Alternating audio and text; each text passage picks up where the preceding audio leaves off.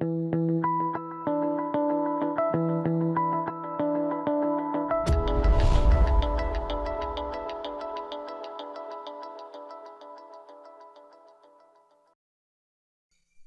it's Andrew Grove, aka This Passing for Coners.com, and I have I believe it's going to be the sixth video of the year so far, my hand history review series kind of thing. I think this could be the last one I'm doing, since I think at this point it's a lot of hand history review videos in a row, and I think for the next series I'll probably go back to some live videos or just going over recorded footage or something different if I can think of it.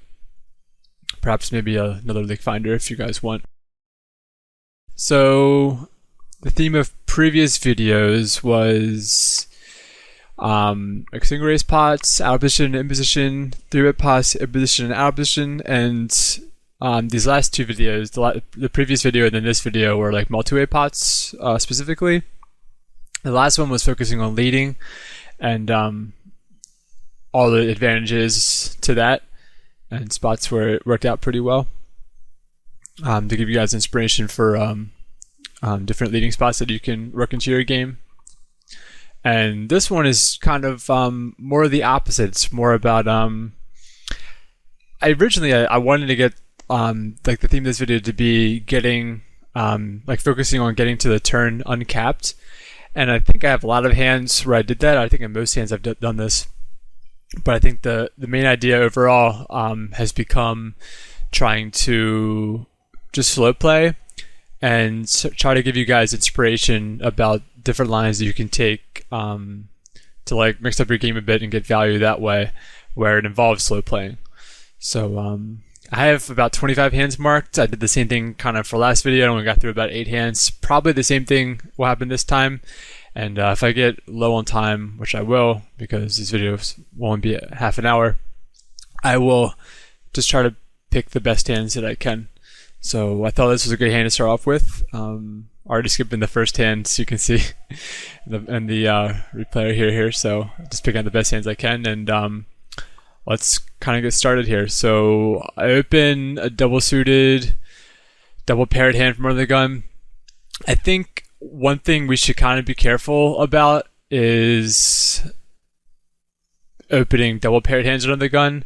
Some hands like 5-5, 6-6 rainbow might not be opens, but I think any double paired hand under the gun should be, if it's double suited, it should be a fine open. I think you can totally work that into your game, or into your under the gun opening range. Usually I open a full pot here. I'm not sure why I did 3x. It's probably a misclick by me. Also, too, definitely consider when you're opening under the gun with double paired hands if how many players are going to call behind you. Like if you have something like 7-7, 3-3 single suited, might not be a great open, because if there's a lot of players calling behind you, then you'll be flopping like middle and bottom set a lot, which is really what you don't want. But in this game, it was 200 zoom, and this lineup was very a lot of tight players, so I wasn't really worried about that.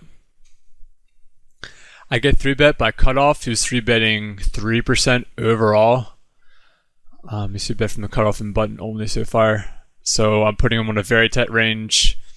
Possibly like just really good aces and kings. Maybe not even kings. And like just really good aces and like really good double suited hands. Like rundowns and ace high hands, stuff like that. Big blind cold calls. He was playing very tight so far. So we're up against two very tight ranges. So we gotta be a little bit cautious when we get to the flop here. But if we do hit, it's actually a pretty good spot, because they'll have top pair better a lot on some board textures, or over pairs, and we can get the money in pretty good.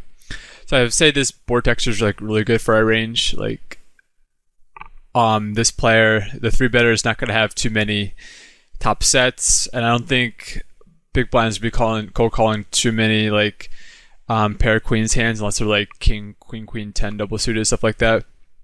It's usually be calling like kings and then like really good double suited stuff, like rundown stuff. Like he's playing 23-8, so I'm thinking he's gonna be like pretty tight here. So given that we usually have the best hand almost always, and under the gun, or not under the gun, the cutoff player is going to see bet a lot here. We're definitely just checking here. I think leading might be okay if we think he's going to see bet kind of tight, which he actually did. I'm pretty surprised about this. And you might notice a lot of players, I'd say up to 200 PLO, maybe even it's higher than that, because I don't really play the mid-stakes a ton. But players who are just transitioning or don't 3-bet a wide range, they're not kind of used to 3-bet pots. So when they do 3-bet aces, even though this is not really a bad board for aces and kings at all, they're just really hesitant to c-bet 3-way. They just kind of check and they don't really know what to do. So I'd say even though he checked, I'd still say he has like aces and kings a lot here. Turn's really good for us. There's not too many queen 7 combos in anyone's range or pocket 7s, in addition to pocket queens like we mentioned before. So when the big blind checks to us, I think it's a really good spot for us to check again and to try to let cut off c-bet now, or do his delayed c-bet if he wants to. And he obliges, a little less than 3/5 pot. And I think, given that he did not c-bet the flop, I don't think we're going to get much value if we call here, because I don't expect him to bet the river for us very much. He's probably just protecting from flush draws and is going to check behind the river with his overpairs. So I think if we want value, we got to try to get value now. So versus the parts of his range, I think it's overpairs, and occasionally he'll have like 7x if he had like 10-9-8-7 that he c-bet or that he 3-bet pre-flop, which is totally plausible. A small raise will work now because he's going to call with pretty much every like all of those hands. And but if we like raise big now, he's probably only going to call with a 7, and maybe only ace or kings with hearts if he had that somehow. It's plausible, like the way this player is playing. So I go a little over 2x his raise, and expect to get called a lot here. And this sets up a really good river sizing. Like our river sizing is not too big, so when we just shove river, it's not like a huge daunting bet for him to call it off with. And we go with our plan. We do shove, and this, like, our turn raise allows us to get all the money in as opposed to just check call on the turn. And we could be. I mean, this is a great way to play our bluffs too. If we wanted to do like queen 8-8 or something like that, if we had it. Because we don't have too many of those combos. They have to be like queen 10 8-8 double suited, I guess, if we're raising from under the gun. But either way, this allows us to get maximum value, and villain folds. In this next hand, it's folded to us in the button. I make my standard a little over 2x raise. I suppose this would be a really good spot actually to pot it from the button, because I want the small blind to fold and the big blind's playing pretty loosely, like 58-15, 3-bets a lot, defending 100% versus steal so far from the big blind. However, that's only over a small sample, but either way I kind of want the small blind to fold. So I guess that's the reason to do it. Flop really good, obviously, and they both check to us, and my sizing, you could bet like 10 here, but I wanted to bet a little bit smaller. I wanted to give every reason for villains, or for both villains, to call with like ace jack here and lots of flush draws, maybe even like king queen jack, stuff like that, or like 10-9-8 hands. I really don't want to, like, a lot of those hands are kind of good to call, but if I bet really big, it kind of looks, I'm giving them a slight reason to maybe fold. I just want to make sure I keep every hand that should be calling here calling, and maybe kind of look like I'm betting thin for value myself as well, with like ace jack here, ace jack 10, something like that. Small blind calls. He's playing very tight over my sample, 23-14. His small blind range versus steal, he's 3-betting 4%, and he's calling 19%. So he actually has, if he's only 3-betting 4% versus steal from the small blind, he actually has a lot of hands that hit this board. And I'd say versus everyone, he kind of has a range advantage here. So if he wanted to lead the flop, that'd be totally fine, because he has a lot of like set combos and even straight combos and just 2-pair better hands. So big blind folds, and we see a turn, and this is where he decides to lead into us. I'm not sure if he was what exactly he was doing here. He could have check call with kings, like the blockers, and then decided to lead here. He could have been check calling with like ace queen and decided he didn't want me to check back now because he thought I'd be checking back with, you know, my draws and stuff like that, my weaker hands, which is probably true. I'd probably maybe see bet like the king jack of hearts and then like check back here because he's probably not folding on this turn. So I can see him doing a lot of hands, him doing this with a lot of hands for value and possibly as a bluff, especially with the sizing. It looks little bluffy. So with that in mind, we really want to keep his full range in the pot here and try to look as wide as we can. So I think the only play with our hand is to call. And if we want a raising range versus this, like with our pocket kings and pocket tens, since it looks like he could be, you know, value betting thin with pocket queens or pocket aces even. I mean, he definitely has a lot of aces in his range here. And this board is kind of wet at this point. So if we check back, a lot of rivers could make him uncomfortable, like any 9-10 king or a heart.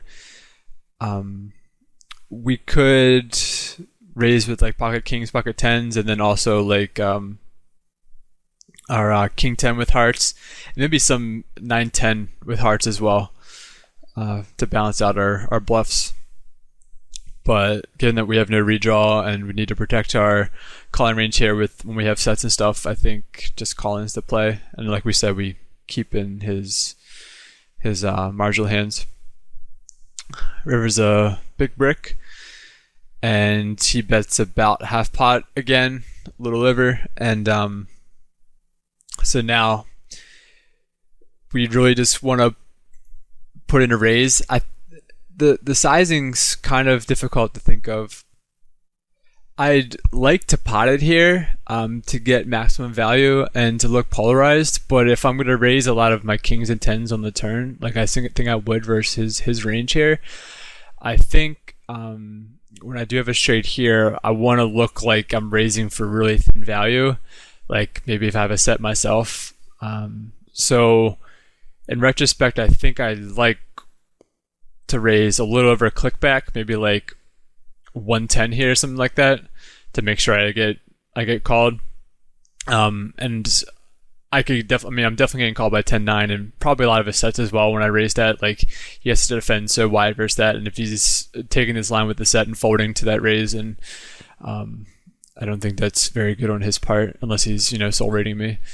But yeah, I did make a huge raise, and I think something more like 110, 115 would be a lot better. And he folds. So in this next hand, I have the initiative in a 3-bet pot. A very loose player. This is at 200 zoom again.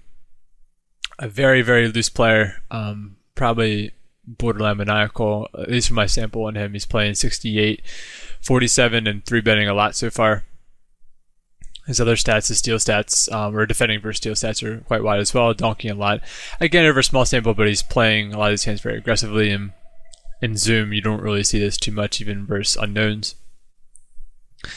A reg calls in the cutoff, and even though he's not 3-betting very wide, I would think this deep, or I mean, it's not that deep, but it's deeper, it's over 150 big blinds. He would 3-bet him to try to isolate a lot. Let's see his 3-bet stats. No, that's actually not really the case with him. He doesn't 3-bet a ton in position anyway, but I would think he would try to isolate there, decent amount anyway. I tried to I squeeze here. I want to build a pot with a hand that can flop sort of nutted against the player in middle position. So this hand definitely falls into my range here for what I would do it with. I would be 3-betting a little bit wider than I usually do. 3-betting lots of like nutted kind of hands and double suited stuff, and stuff that's really deceptive to try to get value from this player, make him make mistakes post flop. They both call, and we flop the nuts, and I guess you can probably guess by now what the theme of this video I'm going to do. Let's go start with a check. And I think when you start with a check here versus other players, it can really have them overvalue some other hands, like two pair or like weak flushes. So to the point is, if it gets checked through, you can like bet turn river, and they're not going to put you on the nut flush a lot because they think you would try to get 3 streets of value with the nut flush. Now it's not always the case what you would do with our exact hand, but players can really make mistakes first year if you start with the check. So we're keeping a range on cap, but they might think we're capped at that point. So I do start with the check. We face a very small bet size, and we get a call from Samo.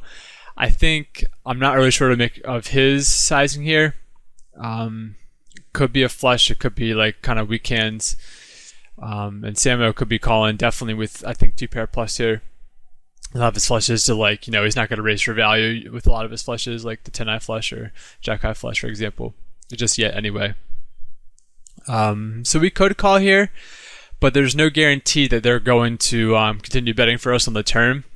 So I think I want to try to look polarized here, and I think it's very credibly looks really bluffy on our part if we decide to raise here. It could be like telling them the story that we have, pocket aces with the ace of hearts blocker, and we are bluff raising here. So I do decide to raise, and unfortunately no position folds, but cutoff is going to come along, and we just have really easy decision now to bet half pot again instead of a river shove, and we bet about half pot again on the river, and villain calls very lightly, I would say. I mean, his overall hand strength is kind of decent, top 2 pair, but with no heart blocker, it makes it more likely we have the flush a lot of the time. And just to see here, like, his thinking's probably not terrible. I looked at Omaha Ranger, and I gave myself a 10% 3-bet range pre-flop. And on this flop, we have the nut flush about a little over 12% of the time, and the nut flush blocker almost 9% of the time. So we do have a lot of nut flush blockers. However, if you look at our what our nut flush blocker hands consist of, if we take out the overpairs or better, like pocket kings or better, we have very few nut flush blockers. So with that, I mean, we don't have a ton of bluffs per se, because versus these sizings on the flop here, I think we would be tempted to call with a lot of our overpair and gutter kind of hands, like king, king, jack, and stuff like that. And also, if you think about it, it's a huge risk for us to try to like bluff raise into 2 players here, especially with one of them's playing quite loose, and one of them's kind of tight so far. Like, it's a huge risk to risk over 150 big blinds trying to get both of them to fold. So while our range that gets to the flop kind of dictates that we do have a lot of nut flush blockers, the fact that it's a huge risk for us and that we have a lot of hands that can just call the flop, given our pot odds, I don't think we actually are bluffing a lot here. So, but if other players are going to think that, then it becomes a really good way to get value for us. This next hand turned out to be pretty interesting, so I did some work in Omaha Ranger for it. We have been pretty loose from the cutoff. I think this is almost bad because the button's kind of loose. But I think I wanted to play with this small blind player. Again, this is at 200 zoom, and it was unknown to me and playing kind of loose so far, so I wanted to play pots with him. And the big blind was not defending their big blind that much, only 3-betting 12% and calling 24% versus steal. So folding about 65% of the time, which is a lot. But both the blinds come along, and they both check to us, and we are not going to have a really big c-bet range here, but I think this is one of the best bluff hands we have to put in our value range. So really quickly, I can show you what I put here.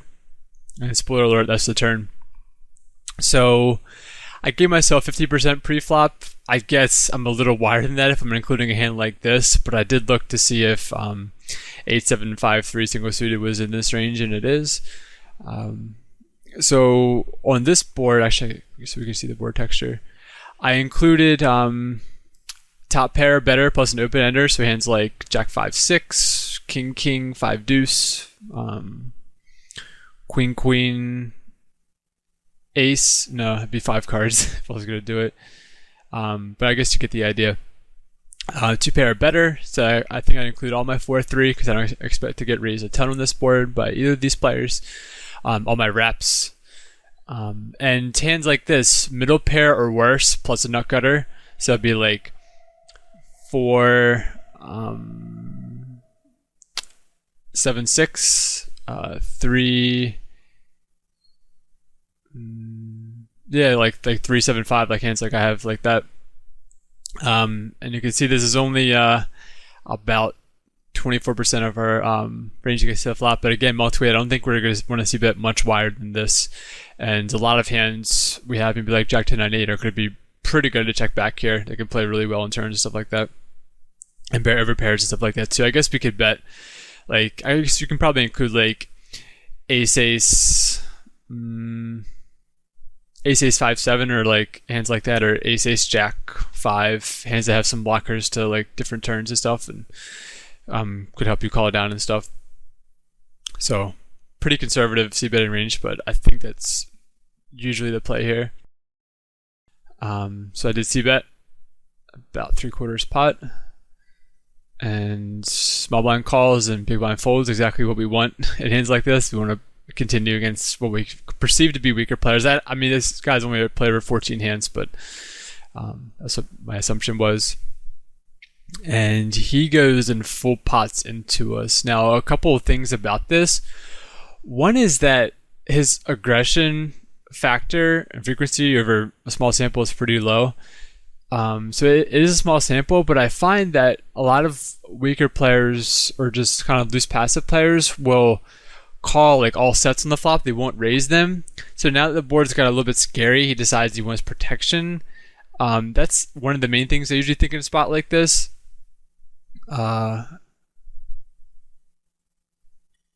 And additionally, he could be raising, I mean, he could be betting this size with, you know, a turn straight and stuff like that too.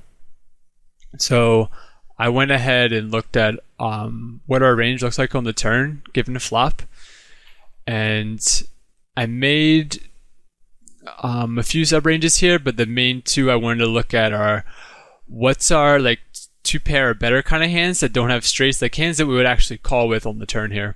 So it's 2 pair, 1-4, which means Jack 3 or better, that don't have the straight but also have a gutter. So something like Jack 3-5, or like yeah, like a hand like that that has a gutter or open ender, maybe even like Jack 3-7-8 would work here. And additionally, I put in sets in this range as well. And what's really cool is that we have 33% versus a fairly tight preflop range that turned top 2 or better. So that includes straights and sets and stuff like that as well. So I'm allowing him to be uncapped here from the flop because I think he might not raise all sets on the flop. Although you can disclude some Jack-Jack if you want to as well. But we have equity call versus that range, which is really good. And I mean, he might even be leading wider than that. It could be like Jack 4-5 with clubs, something like that. And then in my second sub range, I put in all of our straights, and we have an almost equal amount of straights and I guess you can call them 2 pair and set combos here that we will call with, which is pretty good balance wise. I think the play here, and also I included some flush draws as well. We don't have a ton of them since our pre-flop range is so wide, but I think the play here is to since I think he's leading so tight, I don't think I'm gonna have much of a bluff raise range here, so I don't think I'll be raising the turn a ton, and I want protection for my two pair hands on the turn here, so I just decided to call. And also too, it's very deceptive, and we can get him to make some mistakes on rivers. And also too, we can probably fold. Given our assumptions, we can probably fold like a jack and a 6 river. We can fold clubs possibly if he bets again, because I don't think he turned too many made hands into a bluff. And we don't block any clubs ourselves, so it probably wouldn't be a very good bluff catch on our part, especially versus a tightish player. Like, it kind of smells like he has picked up clubs there a little bit. He, on this blankish river, he bets about half pot, or maybe like exactly half pot, and we are just going to raise for value. I don't think, he only has 100 left, so just trying to stick the rest of it in there is the best way to do it. Any calls and our assumptions were right. Well, obviously I saw his hand, so I can make some of my assumptions around that, but I think his play is pretty good. On the flop turn, it just depends on how you want to split your ranges, but I think with his exact hand, he probably would have stacked off the turn with the flush draw and the gutter to go with it. However, if he just had, if he had anything else at all, we got value from that as well. So, pretty good line on our part, and we were able to play rivers pretty well positioned. Like, we could have forwarded a jack and a 6 and a club, like we thought we probably would have wanted to do. So it worked out pretty well for us. Gonna try to get through a couple more hands really quickly. You're getting towards the end of the video here. This is a hand where I min raised the button. I guess it was a misclick. I almost never do that. And I'd probably another spot where I probably want a full pot here, because I want to get maximum value from the small blind. Both players come along, and the small blind is playing 83-30 over 50 hands. Is at a regular 200 table. And as another spot, similar to the one hand where we flopped the nut flush earlier in the video, where we want to keep their whole ranges involved. And when you can keep air in other ranges and other people's ranges in the hand, they tend to make tons of mistakes. Even if they're not super aggressive, they can just kind of overvalue stuff or try to bluff you off hands or whatever. Small blind leads, which is really good for us, and we're just going to chop again to keep his air in the hand. And he bets 3/4 in river. I guess if I had the queen eye flush, I'd probably raise for value, but he looks decently strong here, and it's probably like polarized as well, so I think just calling is the play. And we got him to put in money with this hand, where if we bet the flop, we would have not got that value. This next hand was another cool chopping spot. I raised with a pretty standard hand, raised from cutoff. I don't think I'm too loose this time, especially with button being very tight. 21-12 over the sample I have on him, not 3-betting much at all. Becomes a 4-way pot, and we flop the nuts with a redraw. Definitely within our betting range here. You could also bet like pocket 8s and pocket jacks and king queen jack, maybe like 10-10 queen jack and stuff like that. So you're not betting too tightly here, but definitely don't want to get out of line on this hand. And obviously the nuts with the redraw is a good hand to put in there as well. I don't think there's much merit to slow playing here. I don't think button's going to bet much for us, and there's tons of value to be had from 2-pair and open ender sets and 8-6 as well, which other players will seem to have a lot of the time. Turn is pretty interesting. We improved our straight value, but now we have the second nuts. And given both these players are sort of tight pre-flop, I think they can definitely have a lot of king, queen, jack combos. And now I don't think people are going to call too much with a jack high straight, or even like 2-pair or something like that. So I think if we bet, we kind of only keep in hands that are very similar to us, and we kind of allow ourselves to get. It's just, I don't think it's a spot where we want to bet the queen eye straight here. Better, because there's not much value, and there's better things to be had on the river if players can bluff at us or whatever. Like we protect our range a lot here. Like if we want to like check here with a set, like if we had like 10-10-8 or 10-10 queen jack, for example, if we had that, or just like queen 10-9 if we had a hand like that, queen 10-9, we'll make a decent hand here to check, even though we have good blockers to bluff with. Luckily it gets checked through, and our villain from the big blinds bets pretty decisively, like a pretty large amount. And the only play here is to call and hope he was bluffing. If he has king queen, congratulations. But he turns, as we saw, he tried to get us off the jack high straight, which is a reasonable play by him. But if he assumed that we were betting all of our queen 8 on the turn there, then he was making a slight mistake. And also too, I think it might be a little bit risky on his part, given the button's kind of tight. You could easily have the queen eye straight here as well. But his hand was pretty good to do it with. He had the 8 blocker, so I think it's totally actually pretty standard on his part. But we got that value because we checked the turn. And this video has been about half an hour now, so I will wrap it up. And again, any questions or comments from you guys? I only got through a few hands here, so I apologize for that, but I thought the hands were interesting enough to go through, especially an Omaha Ranger. And yeah, if you guys have any comments, let me know. And let me know what you guys want to see for the next series. I can go back to some 100 or 200 zoom or some regular tables, or I can drop down and play some 25 PLO. If you guys want to see something like that, just let me know. And yeah, until next time, this has been Andrew Grove, aka This Passing for Covernors.com. Thanks, guys.